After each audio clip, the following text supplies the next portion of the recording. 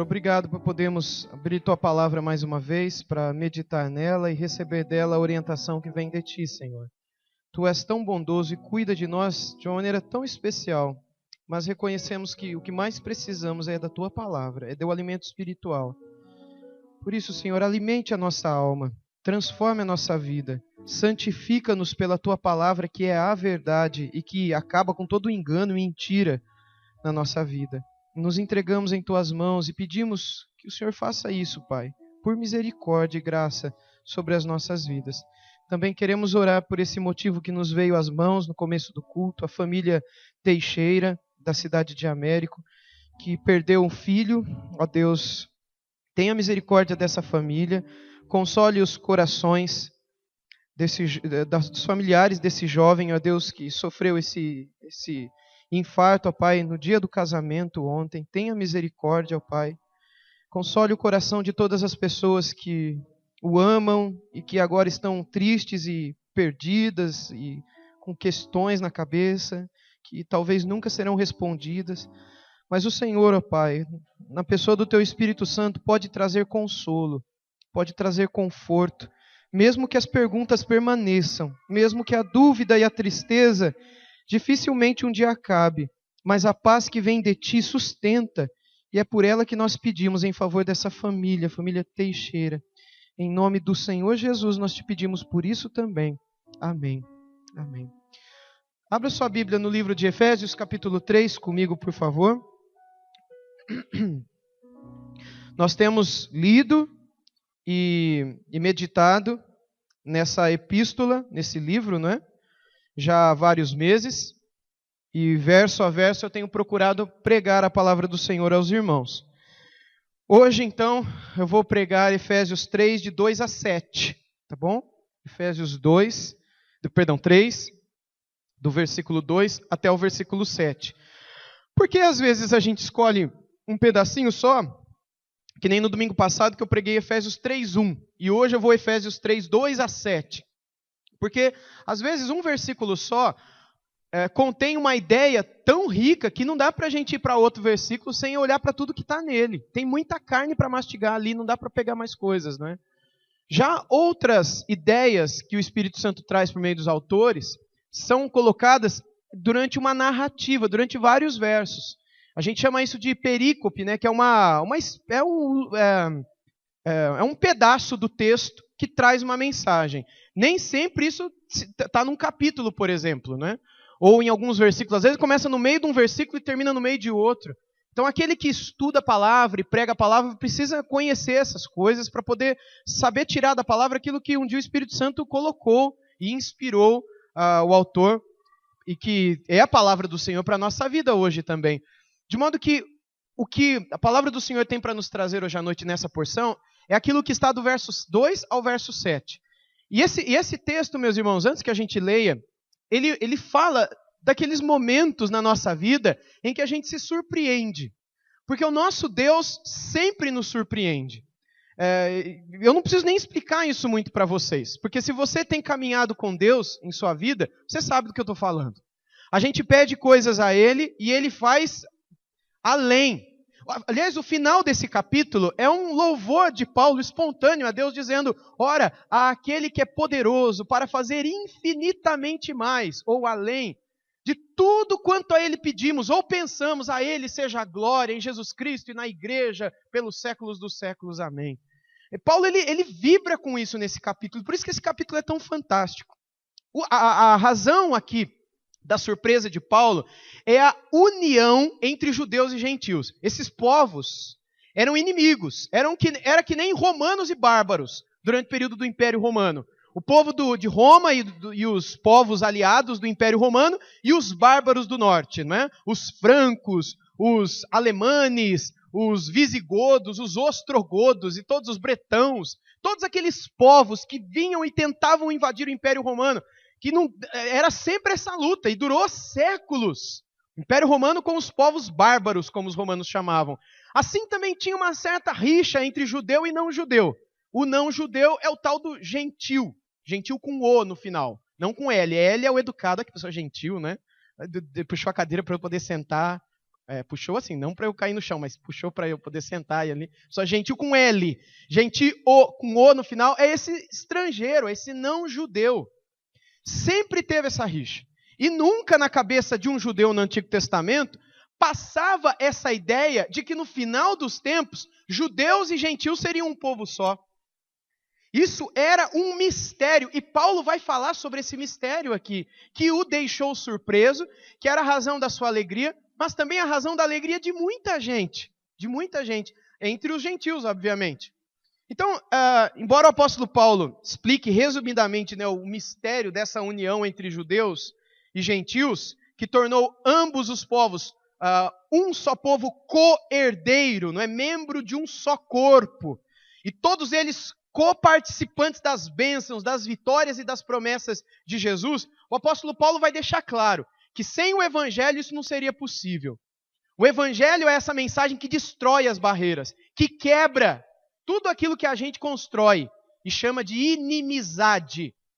Tudo aquilo que divide pessoas, o evangelho acaba com isso. O evangelho restaura não só a nossa comunhão com Deus, mas a nossa comunhão com os outros também. Então, Paulo ele vai dizer que apenas a distância do evangelho priva as pessoas, impede as pessoas de desfrutar das alegrias do evangelho, das bênçãos do evangelho. Então vamos ver as palavras de Paulo sobre essa graça bendita que encheu o coração dele de alegria e de surpresa. Efésios, então, capítulo 3, a partir do versículo 2. Nós lemos assim, até o versículo 7. Se é que tendes ouvido a respeito da dispensação da graça de Deus a mim confiada para vós outros. Pois segundo uma revelação, me foi dado conhecer o mistério. Essa é a palavra do capítulo, viu? É o mistério. Conforme escrevi há pouco, resumidamente, ele escreveu no final do capítulo 2, ok? Verso 4 agora. Pelo que, quando ledes, podeis compreender o meu discernimento do mistério de Cristo, o qual em outras gerações não foi dado a conhecer aos filhos dos homens, como agora foi revelado aos seus santos apóstolos e profetas, no Espírito.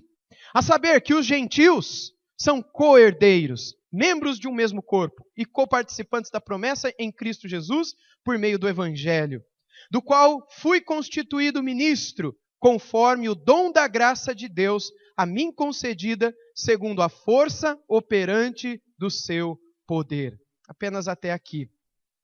Irmãos, o texto começa com essas palavrinhas no verso 2. Se é que tendes ouvido a respeito da dispensação da graça de Deus. O que é uma dispensação? Vamos começar então a nossa alimentação aqui. Mastigar a palavra de Deus. O que é dispensação? A palavra nos remete a uma dispensa. Por exemplo, o Elias é sempre o dispenseiro. Ele pega a água ali e traz aqui para ele. Ele administra isso. Existe uma dispensa, ele tem em determinado momento pegar a água, colocar na geladeira, no freezer, está geladinha. E aí ele me traz para poder me ajudar enquanto eu falo aqui. Isso é um dispenseiro. É alguém responsável por cuidar de uma dispensa e administrar na hora certa. E Paulo vai dizer aqui que ele é um dispenseiro. Então dispensa nos remete a essa ideia de um armário que tem que ser administrado corretamente. Você tem uma dispensa lá na sua casa? Onde você guarda lá varex, água sanitária, detergente, amaciante, sabão em pó. Um outro lugarzinho onde você coloca lá os mantimentos, os alimentos. Tem outro lugar onde você guarda os remédios. Isso é dispensa. Seja uma dispensa pequena, seja uma dispensa grande, a correta e prudente administração dela se faz mais do que necessário para aquele que a possui. Você não vai pegar a tua dispensa e usar de qualquer jeito, porque senão vai virar uma bagunça, tua comida vai te matar. Você vai colocar veneno de matar formiga ou de matar rato na sopa da criança. Se você não administrar do jeito certo, e saber onde está, e saber usar a coisa certa na hora certa, no lugar certo, aquilo lá não vai dar certo. Então Paulo se vê como um dispenseiro, como alguém que cuida de uma dispensa. E a dispensa é de Deus, e Deus possui muito a nos dar, embora ele em si seja simples. Deus é simples, Deus é puro. E a ideia de perfeição nos leva à ideia de uma coisa simples. Quando nós o experimentamos, nós vemos que ele é simples. O que vem dele não é simples. O que vem dele, pelo menos para nós, parece muito complicado. conhecê-lo, sua obra. É muito complicado, mas ele em si é um Deus simples. Então, da palavra dispensação aí, é que vem a palavra oikononian, em grego, que é a palavra dispensação, ou dispensa, que é onde vem a palavra portuguesa para economia. Economia. Economia vem da palavra grega oikosnomos, que é a palavra dispensação. Oikos significa casa, e nomos significa lei.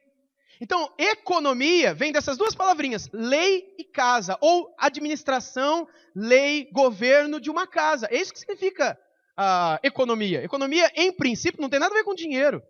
Economia tem a ver com você criar regras e mecanismos para administrar bem aquilo que você tem em sua casa. Seja ela aquela física onde você mora, seja ela a cidade que, por outras razões, você foi colocado a administrar, seja você alguém que foi colocado para administrar um país ou uma igreja.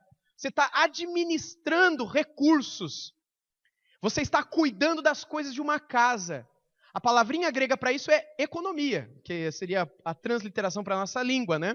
Então, Paulo está falando que ele é esse economista, seria isso, né? Seria um economista, seria aquele que vai administrar as coisas que vêm de Deus. Ele é um dispenseiro da graça de Deus. O que ele pega nessa dispensa é a graça para entregar para os gentios. Como? Ele vai explicar aqui. Em que sentido, né, essa graça de Deus é dispensada ou dada para nós? A graça de Deus, ela é muito bem conhecida do leitor de Paulo. Paulo falou os 2 primeiros capítulos, a gente viu isso muito aqui. O que é a graça? Capítulo 1 ele louva sobre a graça, capítulo 2 ele fala do poder dessa graça na salvação das pessoas. Então, os leitores já sabiam o que era a graça. Os 2 primeiros capítulos, Paulo explica o significado desse amor leal, desse amor fiel, reconhecido na Bíblia pela palavrinha graça, que vem gratuitamente para nós, sem que a gente tenha que pagar nada por ela ou fazer nada por ela. A única coisa que Deus espera é que a gente, arrependido, de mãos vazias, nos entreguemos a Ele, neguemos a nós mesmos e passemos a segui-lo. Então, a graça de Deus, ela é administrada e dispensada de um modo amoroso, e por isso graça também, de onde a gente tem a ideia de algo não somente gratuito, mas gracioso. Ela não é derramada opressivamente sobre nós. Paulo não é aquele cara que pega algo da dispensa e joga, sabe? Esse tipo de coisa. Sei lá, vou usar o exemplo do Elias. Imagina que ele chegasse aqui no meio do caminho, ele pegasse, tá, pastor, e eu pulasse para pegar. Isso não seria nada gracioso, não é? Paulo então está dizendo que a maneira como Deus dispensa a graça dele sobre nós não é opressiva, mas é graciosa. Deus ele se derrama, ele se abaixa, se inclina, como diziam os pastores da antiguidade, e se dá como uma mulher que se inclina para alimentar o seu filho. Deus assim faz conosco. Paulo fala então que com fidelidade ele deveria transmitir essa palavra. Continuando aí no texto bíblico, ele diz, a mim confiada. Ele é um dispenseiro da graça de Deus, a mim confiada para vós outros. O que significa isso? Deus confiou a Paulo o administrar dessa dispensação de sua graça entre os não-judeus. Paulo, você vai pegar essa graça e você vai dispensá-la lá, porque aqui já tem um monte. Está Pedro, está Tiago, tem um monte deles aqui. Tiago vai morrer, vai vir outro no lugar dele, que também vai chamar Tiago, que é o irmão de Jesus, que naquela época não acreditavam, mas depois da ressurreição acabou crendo em Jesus. Então aqui está muito judeu aqui. Não precisa ser Paulo, você vai lá. E no caminho de Damasco, o Senhor Jesus se apresentou a Paulo e disse palavras assim para ele. Que ele é um vaso escolhido para levar o evangelho entre os gentios. Inclusive perante reis e príncipes, lá entre os gentios. Então Paulo tinha consciência de que Deus literalmente deu para ele, Paulo, o que ele deveria dar para os não-judeus. Ele recebeu a confiança, não é, de Deus. Deus confiou a ele, nesse sentido, para cuidar daquilo que seria dado aos gentios, abrindo para os gentios a porta do evangelho. Então seria a responsabilidade de Paulo, tanto de pregar quanto de ensinar as boas novas do evangelho recebidas, né? Então, o que é dado com confiança deve ser transmitido com fidelidade. Se você é um empregado ou um subordinado ou alguém que recebe, por exemplo, você é um taxista e tem um cara lá que tem 4 táxis e aí você é contratado por ele para dirigir um desses táxis, não é? De madrugada. Você sabe que você tem que cuidar muito bem daquele carro, porque aquele carro não é teu. É um carro de outro que foi dado para você, confiado a você, para você ganhar o teu ganha-pão e dar um pedaço daquele valor para o dono do táxi, do ponto. Não é assim? É nesse sentido que Paulo se entende como alguém que deve fazer com fidelidade, com cuidado aquilo, porque não é dele, o evangelho não é dele. Assim como o evangelho não é meu. O evangelho é de Jesus. E por isso que aquele que o dá, deve dar com fidelidade. Hoje, a gente vive um tempo onde as pessoas não se preocupam com isso. Aliás, no século XIX, o Spurgeon dizia, um pastor inglês, na sua época, a maioria dos sermões pregados no século XIX, por volta de 1860, 1870, lá na Inglaterra, eram pregados segundo a cabeça e a imaginação e a elocubração, ou seja, a viagem na maionese na cabeça daqueles pastores. Ele usa a palavra elocubração. Hoje a gente faria viagem na maionese. Já ouviu essa expressão viagem na maionese ou é mais da minha época? Já, ok. Então a pessoa viajou, sabe? Falou, não tem nada a ver com nada. Ela abriu a Bíblia, mas falou uma coisa que não tinha nada a ver com a Bíblia. Hoje, como foi naquele tempo, e a gente já vai para quase 200 anos, onde a maioria das pregações são desse jeito, elas acontecem porque aqueles que têm a responsabilidade, não é que eles têm que dar um show, não é que eles têm que falar bonito, não é que eles têm que fazer o povo rir ou o povo chorar. Não tem a ver com o sucesso da palavra, tem a ver com a fidelidade dele ao evangelho. Nem sempre o evangelho vai agradar. Nem sempre o evangelho vai deixar o pessoal feliz. Nem sempre o evangelho vai deixar o pessoal para cima. Mas é o evangelho que deve ser pregado. É o evangelho que mudou a história da igreja. Do mundo, a gente pode dizer com tranquilidade aqui. Então, Paulo entendia que ele deveria transmitir com fidelidade. A vós outros, não é? Paulo disse para os Efésios. Os Efésios e todos os gentios. Então, Paulo foi apenas um interlocutor, só um mensageiro, e deveria ser fiel. Então, veja que a fidelidade de Paulo custou a prisão de Paulo. Eu tenho dito para os irmãos que Paulo escreveu isso daqui de uma cadeia lá em Roma, provavelmente uma cadeia familiar, uma prisão doméstica, né? Domiciliar, obrigado. Nesse tempo aqui. A outra prisão, que é de onde ele escreve 2 Timóteo, já foi uma mais terrível mesmo, que foi quando ele acabou vindo a falecer, ser morto, na verdade, né? Então, mas Paulo estava preso. Por quê? Por causa da fidelidade da pregação do evangelho. Paulo nunca se arrependeu disso.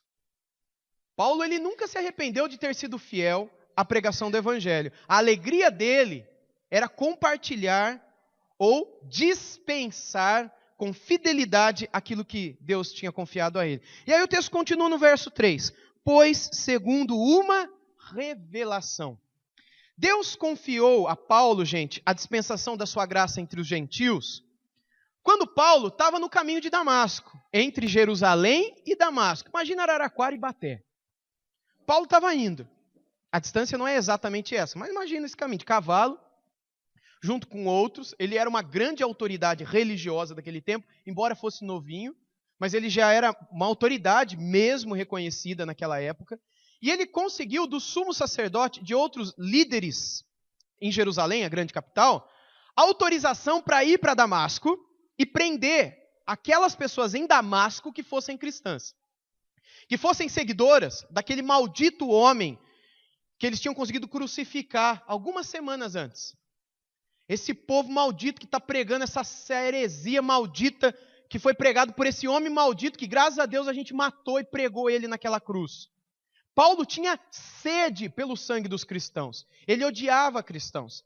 O livro de Atos dos Apóstolos diz, e ele mesmo diz em algumas de suas epístolas, que ele não somente prendia, mas arrastava e torturava cristãos, a ponto de mandar matar cristãos. O primeiro mártir da história do cristianismo, que foi um jovem chamado Estevão, foi o primeiro cara a morrer por causa da fé dele. Ele morreu apedrejado na cidade de Jerusalém.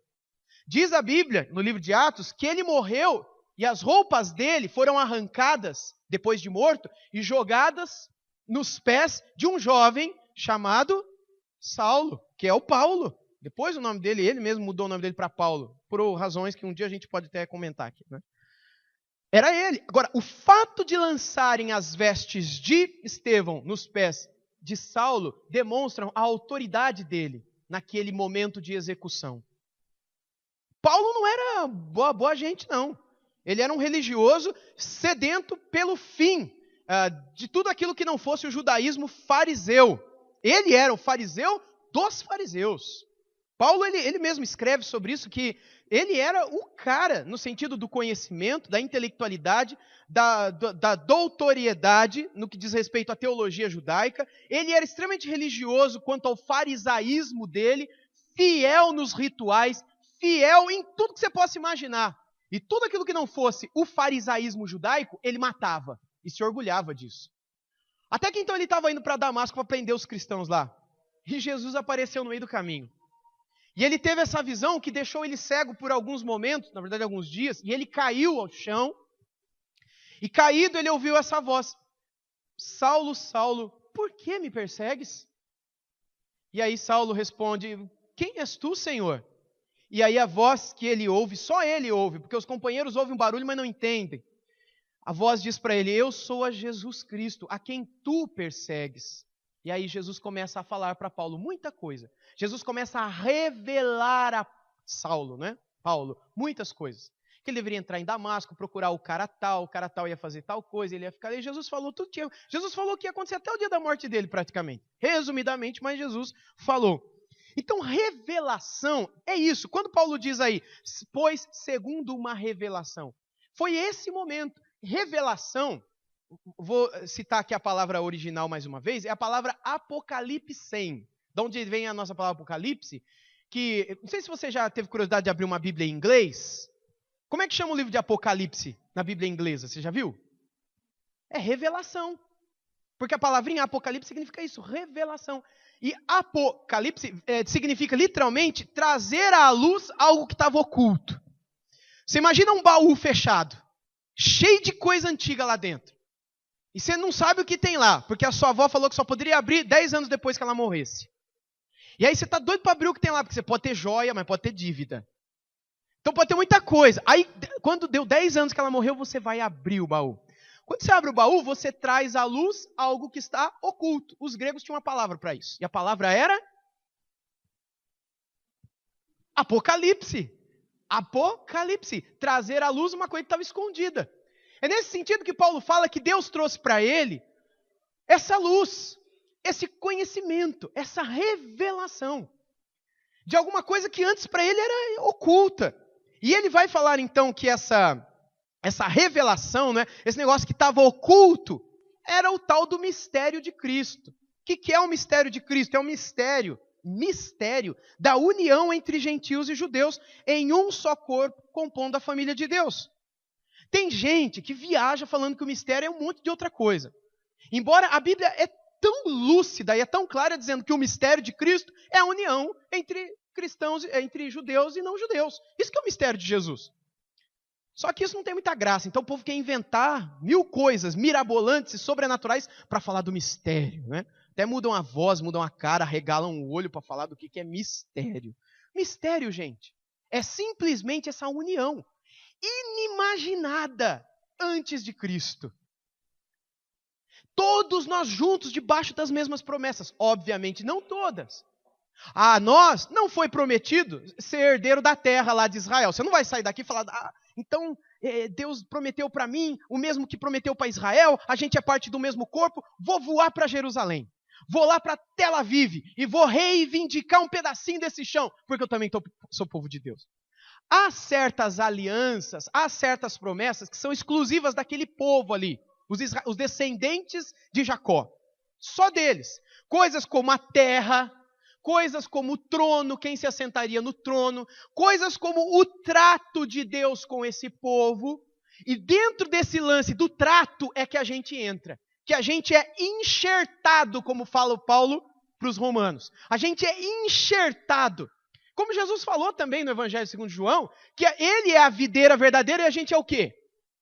Os ramos. E a gente é ligado. Você vê um enxerto de rosa? ou enxerto de qualquer outra coisa, de planta, que é enxertada, aí você junta lá, eu não sei como é que faz isso, mas tem gente que sabe. Quem sabe fazer enxerto aqui? Levanta a mão.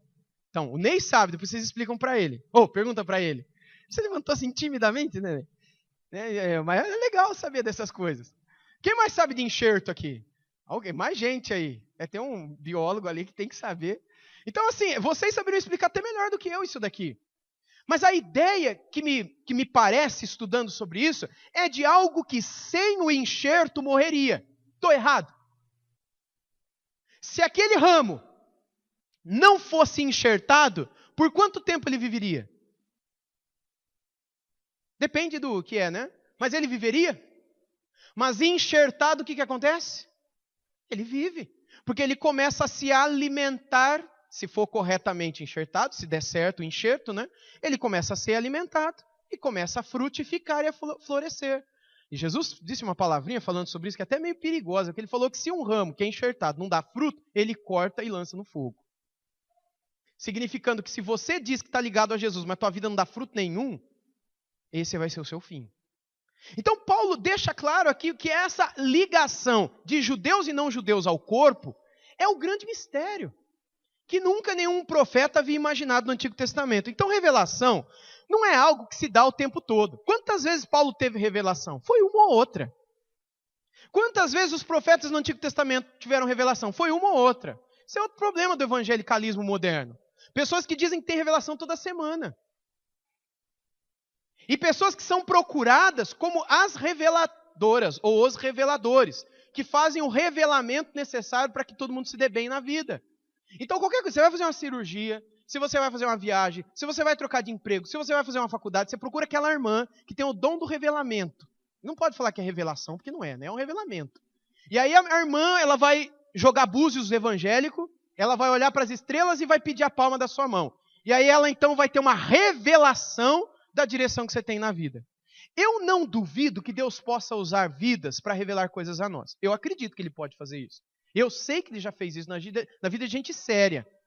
Mas isso não é coisa que acontece o tempo todo. Gente, por exemplo, no início da própria... Falando, a gente é batista, né? E às vezes o povo batista é tido como um povo frio, tradicional. Mas alguns dos primeiros pastores batistas passaram por isso. Por exemplo, um deles, chamado Benjamin Kitt, em 1688, ele estava para morrer. Havia sido desenganado pelos médicos. 1688. E um pastor, amigo dele, famoso naquela época, os dois são de Londres, Hanser Knowles. Ele foi orar pelo Benjamin Kitt. E naquele momento de oração, ele disse que ele sentiu no coração dele algo muito forte, uma convicção muito grande, de dizer para aquele pastor que Deus daria 15 anos para ele. E aí, naquele momento, ele orou por aquilo e disse, você vai viver mais 15 anos. Eu não sei, isso nunca aconteceu, mas eu preciso dizer isso para você. E não é que o cara morreu em 1704? Faz as contas de 1689 a 1704. 1704, Benjamin Kitt morreu.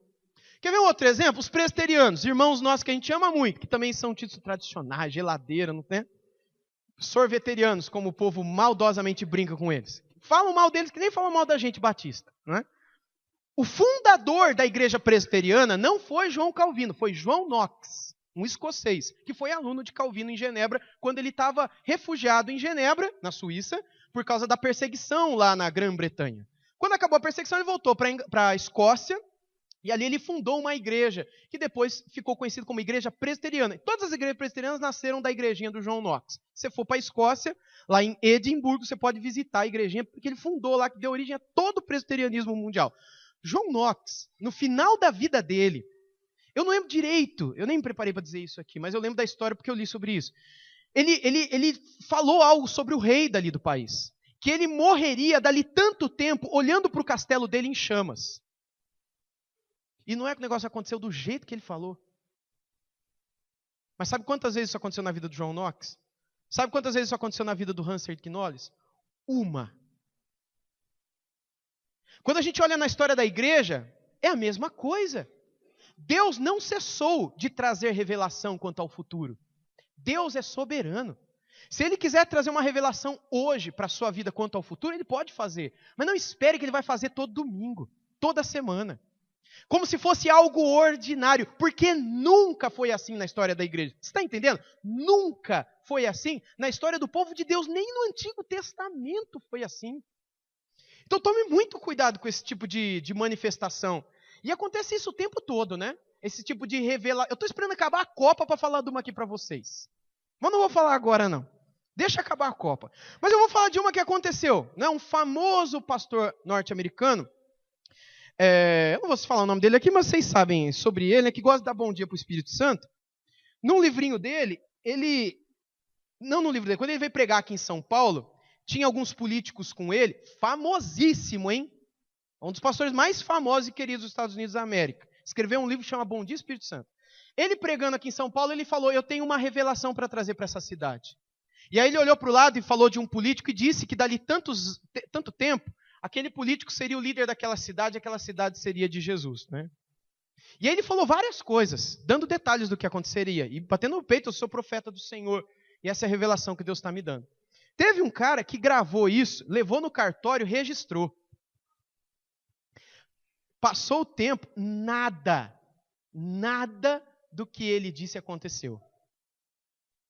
O que o povo de Deus fez? Nada também. Nada. Agora, o que a Bíblia diz?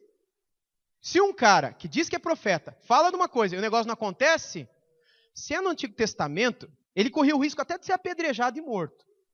Mas quando o povo é bonzinho, o povo simplesmente fala que ele é um falso profeta. João, por exemplo, o apóstolo, chamaria ele de anticristo. E o povo o abandona para nunca mais ouvi-lo. Mas ele continua vendendo livros e estando na televisão até hoje e sendo adorado.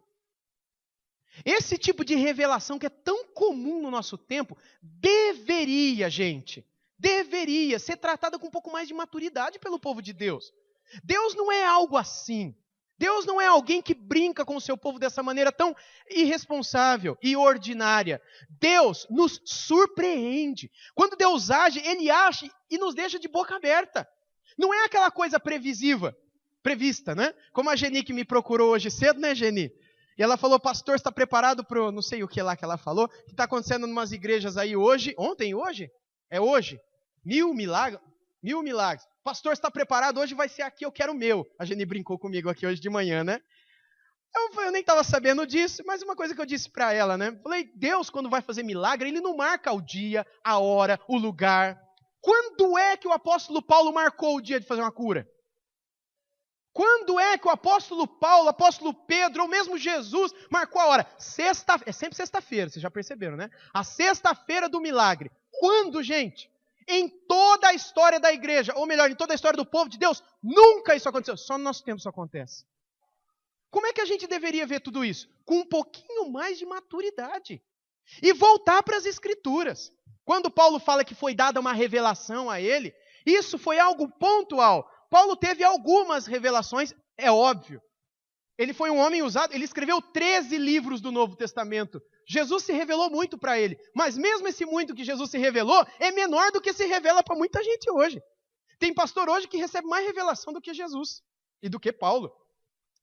Eu falava essa semana para alguns irmãos lá de Três Lagoas, no Mato Grosso do Sul, e eles me falaram de uma Bíblia. Chama a Bíblia Revelada. Vocês já ouviram falar dessa Bíblia?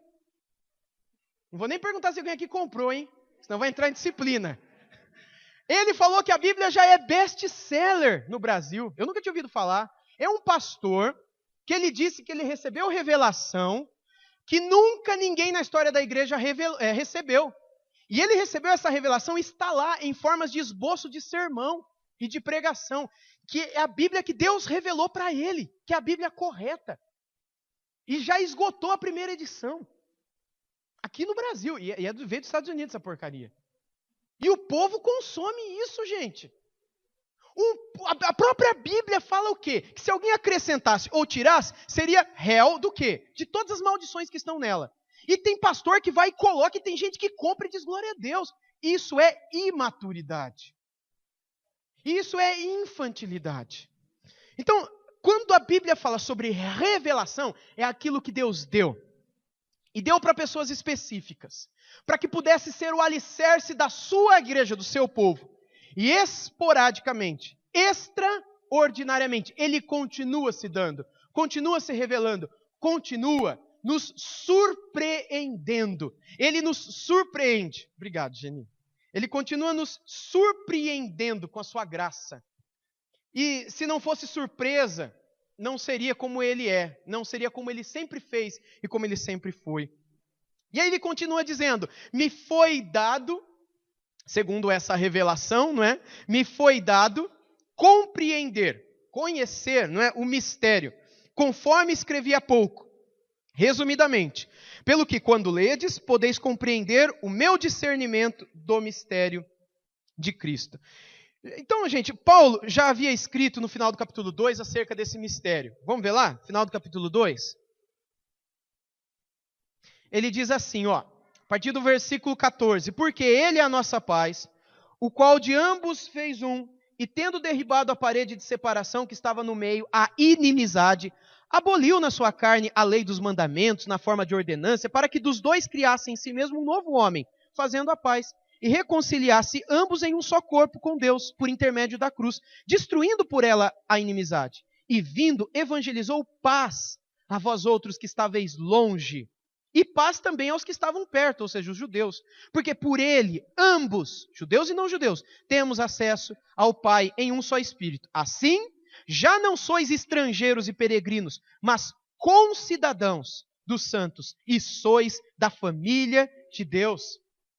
Assim, então, Paulo está dizendo para aqueles irmãos que seríamos nós hoje, que a gente aqui não é judeu também. Não tem nenhum judeu aqui, se tiver um ou outro só. Que nós agora somos participantes de toda essa maravilha. Resumidamente, Paulo falou sobre algo grandioso. E repito aqui, imperceptível aos hebreus do Antigo Testamento. Ninguém nunca tinha imaginado, nenhum profeta havia pregado. Deus nunca havia revelado isso para ninguém no Antigo Testamento. Jesus não falou sobre isso, curiosamente. Ele deu alguns toques, mas ele não falou isso para os seus apóstolos. Tanto é que eles ficaram tudo em Jerusalém. Mas a Paulo, ele revelou esse mistério. Então, eu já falei aqui que quando nós somos inseridos, nós não somos colocados em todas as alianças. Nenhum de nós vai reivindicar ser o herdeiro do trono de Davi. Nenhum de nós vai reivindicar um pedacinho da terra lá da nação de Israel. Nenhum de nós vai reivindicar nada com relação às coisas da terra. Por exemplo, cantar aquela música para a direita, para a esquerda, para frente, para trás. Por todo lado, onde pôr a planta do meu pé será meu, onde pôr a mão da minha possuirei. Já ouviu essa musiquinha, né? Então, essa musiquinha, um judeu pode cantar, mas um cristão não judeu tem nada a ver, gente. É só você pensar, você pula para a direita, pisa na direita. É teu. Aí quando você pisa para a esquerda, eu não vou cair não, pode deixar. Aquele irmão que estava na tua direita já pisou, agora já não é mais teu, é dele. E aí quando você vai para frente, é teu. Aí quando você vai para trás, você já toma o que era do outro, e o que estava na frente vem e toma o que é seu. É óbvio que a música está dizendo que a gente é muito abençoado por Deus e a gente é feliz, mas a letra... Lembra daquele outro livrinho, A Oração de Jabes? Ou Oração de Jabes, né? Lembra daquele livrinho que fez muito sucesso, explodiu também? Que a gente tinha que fazer a mesma oração dele, pedindo ao Senhor para expandir as nossas fronteiras. Isso daí era algo para o judeu orar. Você pedir por isso, não tem nada. Jesus nunca prometeu que se você tem um terreninho lá de 8 por 23,75, como é o meu, onde eu moro, 8 por 23,75, você vai impor as mãos no terreno do vizinho do lado e dizer, Deus, onde pisar a planta do meu pé, eu quero mais 8,23 por 23. Isso não é para nós, gente. Isso Jesus nunca, e pelo contrário, ele falou que se a gente seguisse a ele, a gente poderia esperar fome, nudez, perigo, espada e morte. E nunca prosperidade. Se ele dá um terreninho de 8,23,75, é por misericórdia. Se ele dá um terrenão ou uma fazenda para você, é por misericórdia. Mas não fique orando para ele demais, porque você tem que determinar e reivindicar e tomar posse do que é teu, porque você é filho do rei, você foi posto por cabeça e não cauda, e todas essas coisas que, gente, é um saudosismo. São pessoas que sonham em ter nascido no Antigo Testamento. Mas lá eles iam ter que pegar a espada, ir na terra dos filisteus e matar um monte deles para poder ter a terra deles. E isso era para aquele tempo. Era uma aliança relacionada àquele povo daquela época. Hoje é diferente nesse ponto. Agora, os pontos relacionados ao usufruto, o benefício, a paz, a alegria, isso é para nós. É nesse sentido, mais ou menos, que Jesus vai dizer que os últimos seriam os primeiros. É nesse sentido que Jesus vai dizer que aqueles que colhessem por último receberiam mais do que os que colheram primeiro. Porque a gente, sem ter que passar pelas lutas que aquele povo do Antigo Testamento passou, usufrui de coisas que muitos deles nunca usufruíram, sem que a gente nunca fizesse nada, porque Cristo já fez tudo. Ele já amarrou o diabo, e ele mesmo falou isso no Evangelho de João. Que ele amarrou o valente na cruz, ele já está assim. Então, quando você fala que você vai amarrar o diabo, é a mesma coisa que eu vou evangelizar um cara. Aí eu chego na casa dele, o cachorro está preso. E aí eu estou lá evangelizando, o cachorro late, e eu falo assim, eu vou lá prender o cachorro. Aí ele fala, não, está preso. Não, mas eu vou prender. Aí o cara vai falar, não está, né? É a mesma coisa você querer amarrar alguém que já está amarrado. Jesus já amarrou o valente. Ele já pisou na cabeça da serpente. Você só desfruta dessa liberdade que em Cristo você recebe. O inimigo não pode nem pôr o dedo em você. Essas são promessas do Novo Testamento, da nova aliança, que a gente deveria usufruir, mas por descuido. E muitas vezes também por imaturidade. Isso não é um mal. Muitas vezes é por desconhecimento mesmo. É por imaturidade mesmo. E essas coisas vão sendo perpetuadas. Mas o Evangelho liberta, o Evangelho quebra tudo isso e nos coloca no lugar onde Deus quer nos pôr. E é isso que essa que é a surpresa que Paulo fala. Esse que é o mistério de Jesus. E Paulo está vibrando com isso por dentro. E quando a gente entende isso, que a gente não tem que amarrar ninguém. Uma vez eu ouvi uns jovens brincando, né? Se a gente amarra, quem é que vai desamarra? Porque ele está sempre solto. Aí até falaram de alguém que é desatadora ou desamarrador, sei lá. Alguém aí, de alguma coisa está amarrado. Então fala que tem um demônio que amarra e um demônio que desamarra. Não, a gente que amarra e um demônio que desamarra. E aí fica nessa coisa. E aí chega a outros absurdos. Não, a gente amarra, não sei se você já ouviu falar dessas coisas, mas isso existe, viu? Você amarra. Mas aí parece que não existe só esses demônios fraquinhos. Existem alguns espíritos territoriais que são mais poderosos. E aí então você tem que descobrir onde que eles ficam nas cidades. Então você tem que ungir a cidade com óleo. Então você tem que urinar na entrada da cidade. E fizeram isso aqui em Araraquara. Urinar, porque é assim que Leão marca território. Gente, eu não estou brincando, não. É assim que Leão marca território. É indo fazendo xixi nas entradas da cidade para dizer, aqui é de Jesus. Nem corintiano é louco assim. Aqui é de Jesus. Eu não cheguei a fazer xixi, mas eu cheguei a fazer algumas loucuras aí também, que eu não me... Xixi não, viu? Mas assim, participando de encontros de pastores, que na hora eu me perguntei, Deus, o que eu estou fazendo aqui? Que doideira é essa? Pastor que aluga helicóptero para voar em cima de Araraquara e jogar óleo. Se você viu cair óleo na tua casa, porque eles entendem que esses demônios precisam ser conquistados. Eles se colocam numa batalha que Jesus já resolveu. E é por isso que é um mistério que surpreende Paulo, dizendo, gente, está acabado. Gente, aquilo que Jesus gritou na cruz, está consumado, agora a gente só desfruta. É o genuíno leite espiritual, é a simplicidade do Evangelho. Mas é tão simples, que tem hora que não tem graça. A gente tem que fazer algumas coisas mirabolantes, sobrenaturais, extraordinárias, para o negócio ficar emocionante. Mas a pureza do Evangelho, se for vivamente seguida e vivida, ela é tão extraordinária. Deus nos surpreende tanto, e por mais que a gente receba, Ele demonstra sempre mais e mais e mais, que a gente não quer sair daquilo. E a gente olha para muitos desses irmãos, né, como... Eu não vou falar aqui. Mas tem um irmão aqui nosso que uma vez pagou caro por uma vassoura. Ele está aqui. Eu não vou citar. Caro, hein? Levou para casa para varrer as impurezas espirituais da casa dele. Até que Cristo libertou. Se você é usuário do Facebook, você vê isso direto. Esses dias me copiaram lá no sabonete de arruda. Se você levar para a tua casa, e tudo isso é muito caro, e você tomar banho com ele, que aquilo vai limpar você, é um descarrego, é uma purificação. Sabonete de arruda. Teve uma família aqui da nossa igreja, na verdade eles estão chegando aqui conosco, tendo comunhão recentemente conosco, e um filho dele foi numa igreja aqui de Araraquara e voltou com 11 saquinhos da igreja. Azeite, pílula, folha, óleo, água, sal, areia, tudo de Israel, obviamente. E todas essas coisinhas lá, e você pensa que é de graça? Enfim, isso tudo é chamado de evangélico. Aí essa semana, né, eu fui fazer um exame do pulmão, aí a mocinha estava perguntando para mim nome, tal, idade, tal, profissão, pastor. Aí tinha uma moça do meu lado e uma moça do outro lado, as duas fizeram assim. Você fala que você é pastor, aí a pessoa olha assim, fica olhando, aí volta, aí eu fiquei lá na minha. Ela olha de novo, deixa eu ver como é que é esse bicho, né, de perto, nunca vi um. Porque pensa em tudo isso. É esse povo que vai na entrada da cidade. Deixa eu ver como é que é a figura de um ser humano que faz essas loucuras aí. Até saber que, né, que uma coisa é uma coisa, outra coisa é outra coisa, a gente passa por essas vergonhas.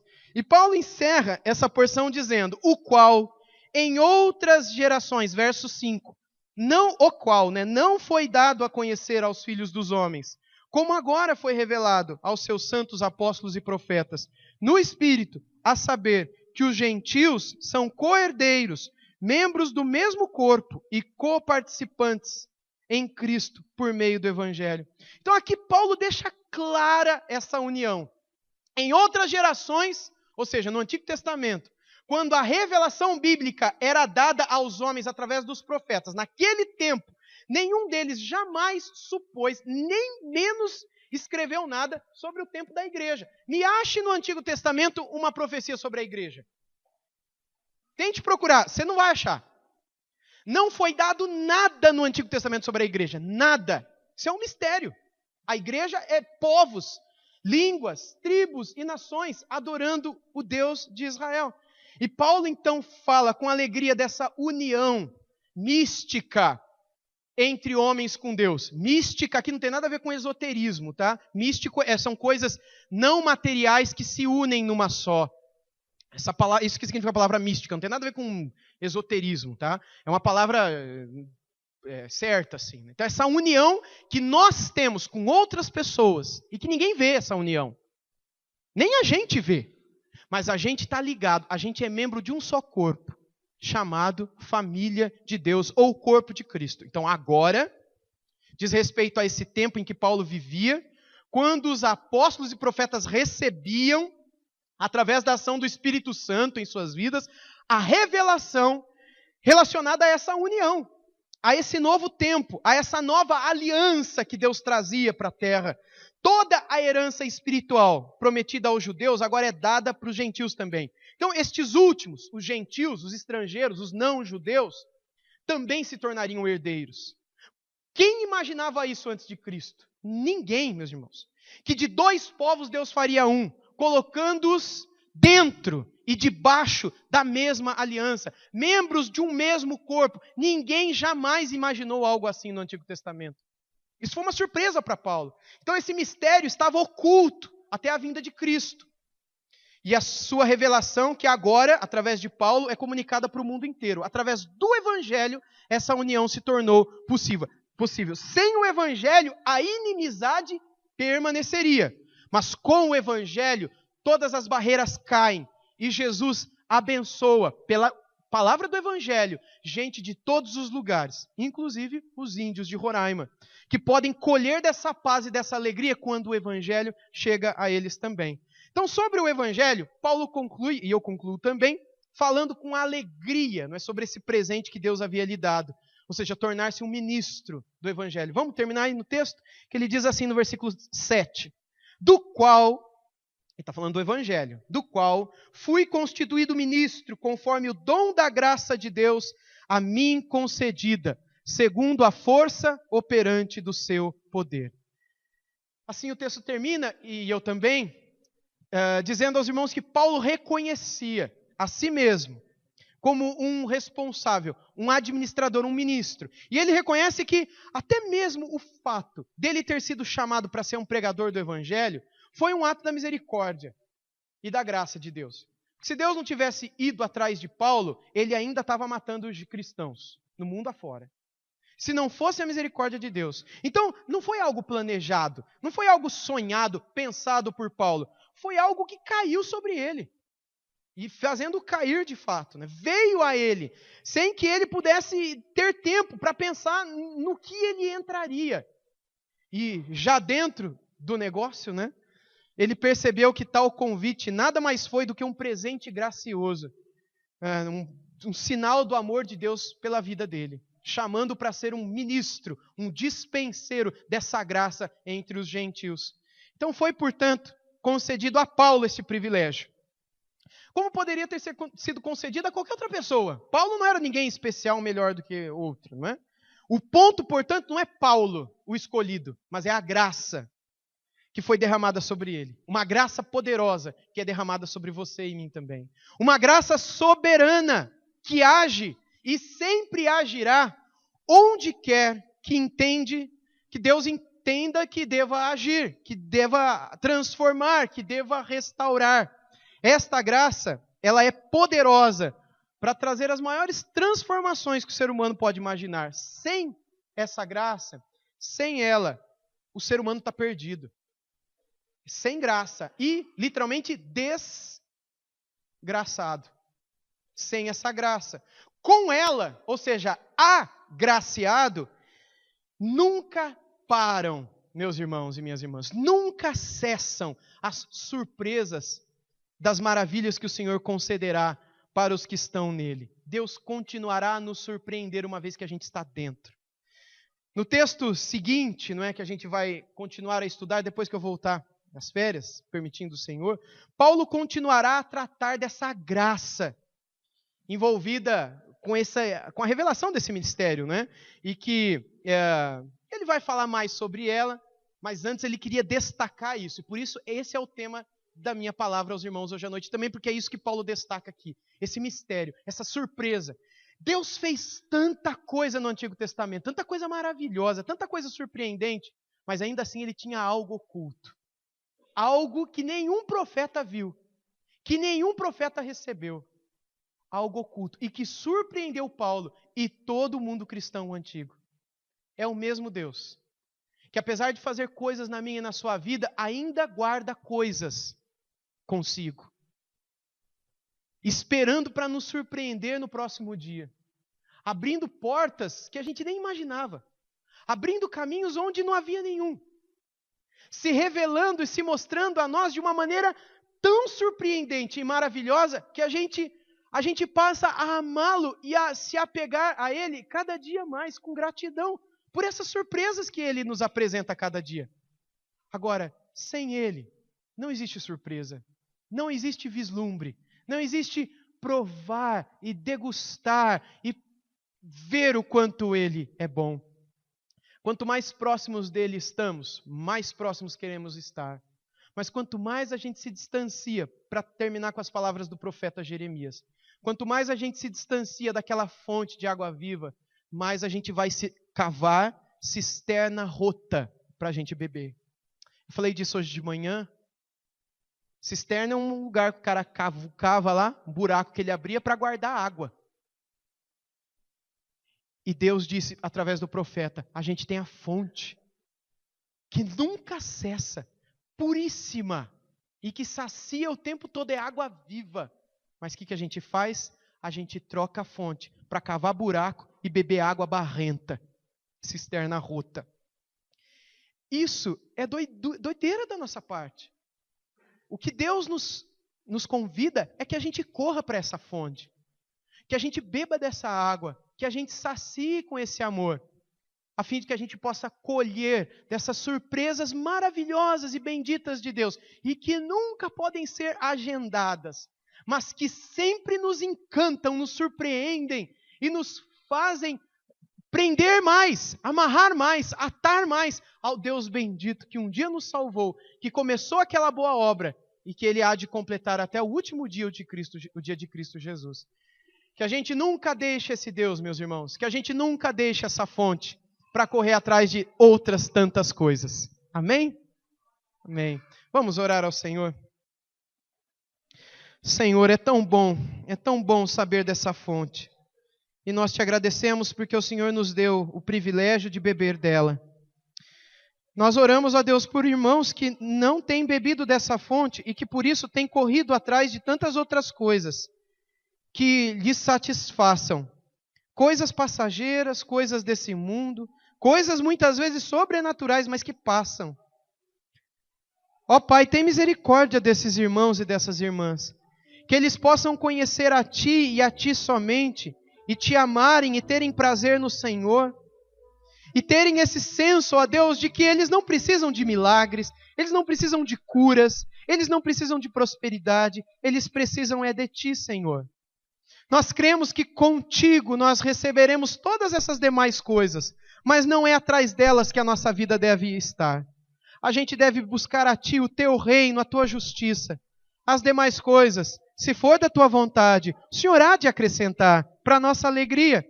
Mas dá-nos um coração que tenha a compreensão de que a gente só precisa de Ti para ser feliz nesse mundo. Dá-nos essa graça. Pedimos em nome de Jesus. Amém. Vamos encerrar esse culto, irmãos, em pé, cantando.